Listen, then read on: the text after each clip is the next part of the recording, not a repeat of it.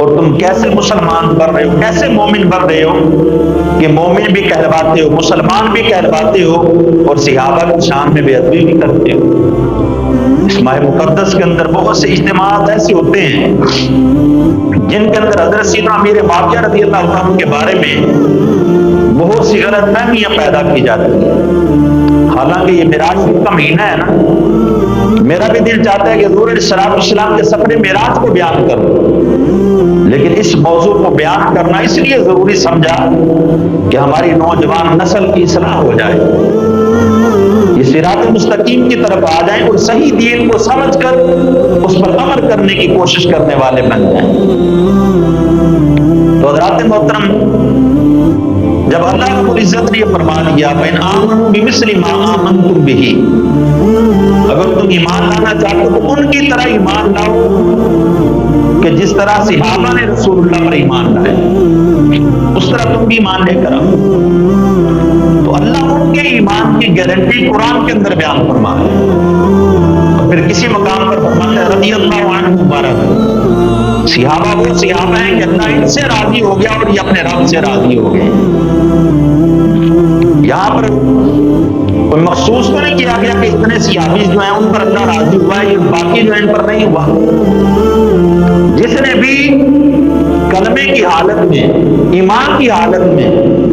مسلمان ہوتے ہوئے رسول اللہ صلی اللہ علیہ وسلم کی زیارت کی اور پھر اسلام پر قائم رہا اور اس کو موت بھی ایمان پر آئی، اسی کو صحابی رسول کہا جاتا ہے۔ وہ صحابیت کے درجے پر ہے، اس نے عمل تھوڑا کیا یا زیادہ کیا۔ بخاری شریف کے اندر بھی یہ روایت موجود ہے کہ رسول اللہ صلی اللہ علیہ وسلم کی بارگاہ میں ایک نوجوان تھا، وہ خدمت کرتا رہتا۔ یہ پہلے بھی میں نے آپ کے سامنے روایت عرض کی ہے، لیکن یہاں پر اس کو دوبارہ عرض کرنے کا مقصد یہ ہے کہ حضرت سیدنا امیر معاویہ رضی اللہ عنہ وہ ایمان لانے کے بعد دین کی خدمت کرتے رہے، رسول اللہ کی بارگاہ کے اندر حاضر رہے، لیکن جس نے دین کی خدمت بھی نہیں کی، صرف آخری لمحہ کلمہ پڑھا ہے نا، اللہ رب العزت نے اس کے جنازے کے اندر بھی فرشتوں کی جماعت کو شامل فرمایا ہے۔ وہ صحابی رسول بنے، نہ کوئی نماز پڑھی، نہ روزہ رکھا، نہ صدقوں کے رات کیا، ایمان لانے کے بعد کوئی لمبے چوڑے اعمال نہیں کیے، فقط ایک کام کیا، ایمان لائے اور رسول اللہ کی زیارت کی ہے۔ آقا علیہ السلام کا دیدار نصیب ہوا۔ تو جب خالق کائنات نے حضور نبی کریم صلی اللہ علیہ وسلم کا دیدار عطا کر دیا اور ایمان کی حالت میں آخری لمحات اپنے گزار رہے ہیں،